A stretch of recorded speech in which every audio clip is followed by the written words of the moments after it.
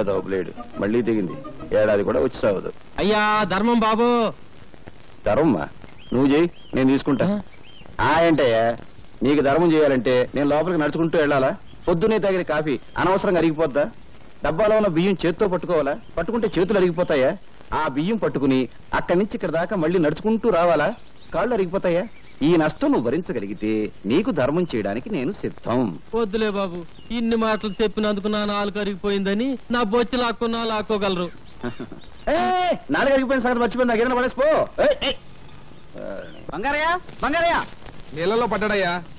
పడ్డాడా? దరిద్రం వదిలిపోయింది. 80 కోట్ల మందిలో కూడా పోయాడు. పడింది మీ వాడనయ్యా. లక్ష్మీ ప్రసాద్, లక్ష్మీ ప్రసాద్ వాడు నీళ్ళలో పడి మునిగిపోతుంటే ఈ కుర్రాడే ధైర్యం చేసి కాపాడాడయ్యా. బాబు ఒక్కగానొక్క బిడ్డ ఆయన కాపాడావు. ఏమిస్తే నీ అప్పు తీరద్దయ్యా. ఏ పట్టుకో.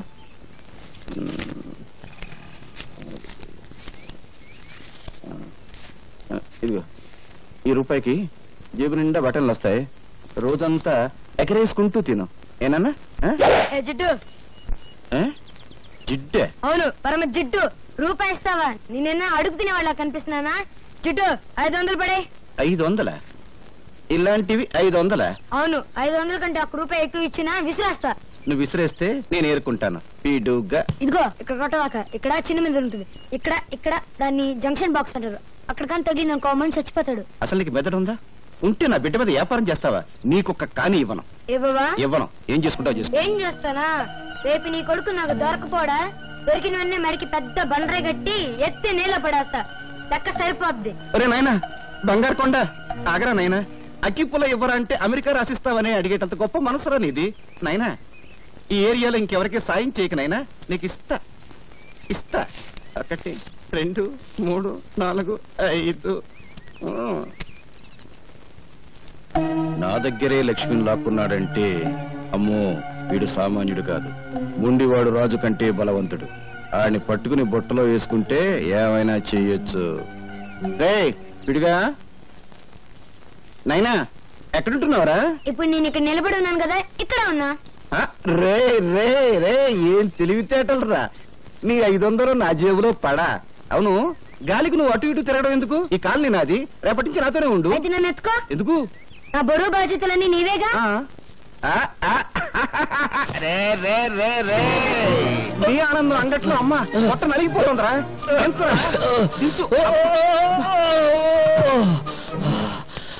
మోసింది నేనైతే నువ్వు ఆయాసపడతావేంటి జిడ్డు? అబ్బు 2 బస్తాల రూపాయల బిళ్ళంత బరువు ఉన్నావు. ఇదిగో జిడ్డు, మన కాలనీలో వసూలు చేసిన అద్దె మొత్తం 30,050 పైసలు. లెక్కెట్టుకో. ఈ బంగారే లెక్కెట్టుకోడరా బరువే. అవును 200 తగ్గేంటి? బ్యాంకు కట్టల్లోనే తగ్గుతున్నాయి. అందుకని బ్యాంకులో అకౌంట్ ఓపెన్ చేయలేదు. రే నాకు తెలుసురా ఆ పేపర్ పిల్ల అదే స్వాతి.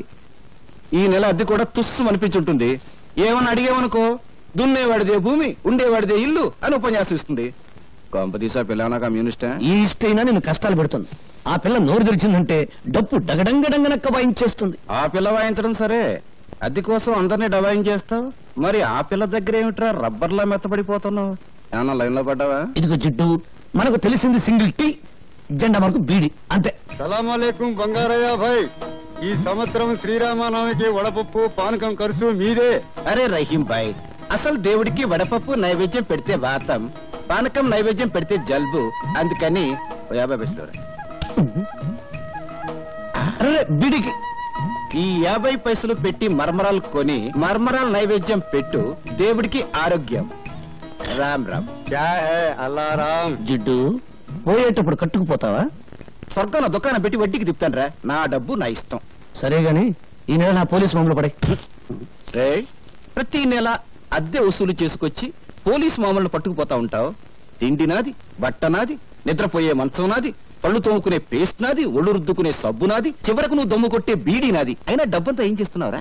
పైగా ఈ దరిద్రపు గడ్డం తీయవు. గుడ్డలా మంచి వేసుకో. ఎప్పుడు చూడు ఆ కుక్కి మంచం, ఆ టీ కొట్టు. రే జీవితం అన్నాక అనుభవించాలిరా. ఇందాక చూసావు కదా అలాగా కనీసం దాన ధర్మాలు చెయ్యాలిరా. ఇదిగో జుడ్డు, జిడ్డు అను బడ్డు అను నేనే ఇవ్వను. ఇవ్వవా? ఇవ్వను. ఒక్కసారి ఫ్లాష్ బ్యాక్ వెళ్ళు. పెద్ద బండరాయి, ఆ రాయికో తాడు, తాడుకు నీ కొడుకు, పెద్ద బావి, అబ్బా ఈ మేకొకటి దొరికిందిరా కొట్టడానికి. ఇక్కడ ఇక్కడ కొట్టకూడదు. ఇక్కడ చిన్న మెదడు ఉంటుంది. ఇది దాన్ని జంక్షన్ బాక్స్ అంటారు. అక్కడ కొడితే మనిషి చచ్చిపోతాడు. నాకు తెలుసు. ఇంతప్పటి నుంచి కొడుతున్నాను. నువ్వు చచ్చావా? నువ్వు చచ్చినా చచ్చావు, నన్ను మాత్రం చచ్చుతున్నావు. కడు మూసుకో. 700 తీసుకో. నాన్న వీడొకడు డబ్బు కనపడగానే డింగుమంటూ ప్రత్యక్షం అవుతాడు. జిడ్డు కుర్రవాడు కదా, ఏదో ఖర్చులుంటాయి, ఇచ్చి. నువ్వేం డోలు కొట్టక్కర్లేదు, మాకు తెలుసు.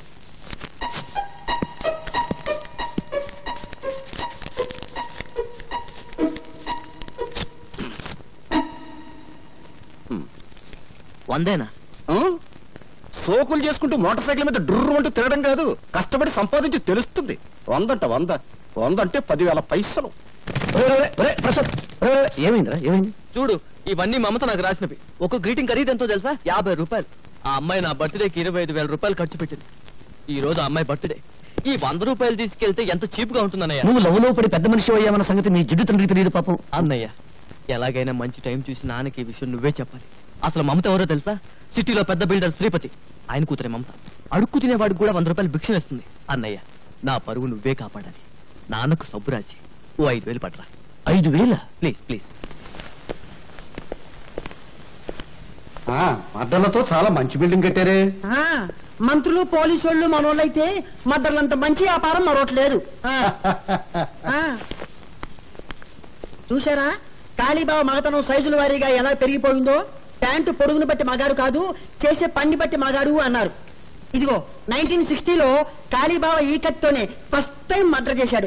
అప్పుడు నేను ఇంకా రాజకీయాల్లోకి రాలా. అవును, బెజవాడలో బజ్జీలు అమ్మేవాడు. ఇదిగో 1965లో ఈ గొడ్డలతోనే కాళీబాబా నలుగురిని. ఆ పోలీసులు ఏంటి? అదే, అదో ఫ్లాష్ బ్యాక్. 1970లో ఎస్పీ రాఘవరావు అని అబ్బో తెగ నీలిగే వాళ్లే. ఆ రోజుల్లో ఓ మంత్రి గారి అబ్బాయి ఓ అమ్మాయిని మార్భంగం చేశాడు. ఆ అబ్బాయిని ఇదిగో ఈ ఎస్పీ గారి అరెస్ట్ చేశాడు. దాంతో ఏం చేయాలో తోచగా మంత్రి గారు కాళీబాబాకి జై అన్నాడు, కాళీబాబా సై అన్నాడు. పట్టపగలు నడు రోడ్డు మీద ఆ ఎస్పీని చంపి ఆటోలో నేరుగా మంత్రి గారింటికి వెళ్లి ఆ నెత్తురు బట్టలు విప్పేసి మంత్రి గారి ఖద్దరు బట్టలు వేసుకుని జామంటూ బయటకు వచ్చేశాడు. అంతే, అప్పటి నుంచి కాళీబాబా పలుకుపడి జాలిం లోషణ కూడా లొగ్గని తామరలాగే ఇలాగే జామంటూ పెరిగిపోయింది. చాలా పెద్దదే. నరకడానికి టైం పట్టిందా? మెడకి కొవ్వు బాగా ఉంది సార్, అందుకే తీసేసింది. ఎమ్మెల్యే సింహాద్రి తల. తెలుసు బావా, సౌండ్ తగ్గించు. తెలుసు బావా, నిన్నలే తెలిసింది. పెద్దాడు సొంత పార్టీ పెట్టుకుంటూ పోతే అట్ట. బరే బరే బరే బరే కంగారులో నమస్కారం పెట్టవే మర్చిపోయాను. నమస్కారం బావా. ఏ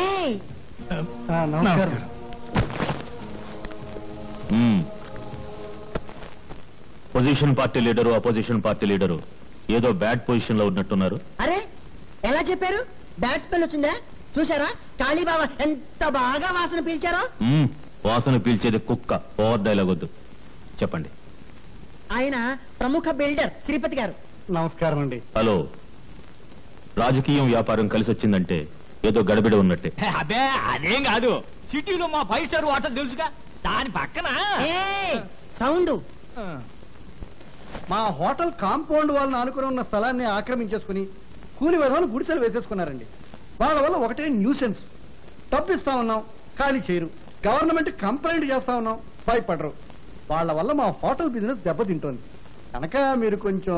అర్థమైంది, వాళ్ళ సంగతి నేను చూసుకుంటాను.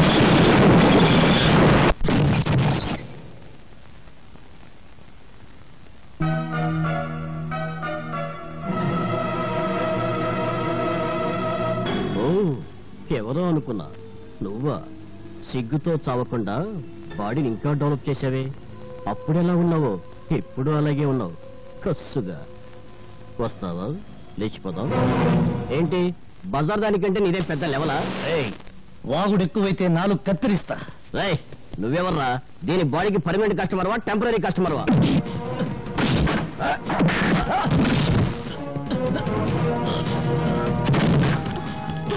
వాళ్ళతో గొడవ లేదు నా మాట విను వాళ్ళు మంచి వాళ్ళు కాదు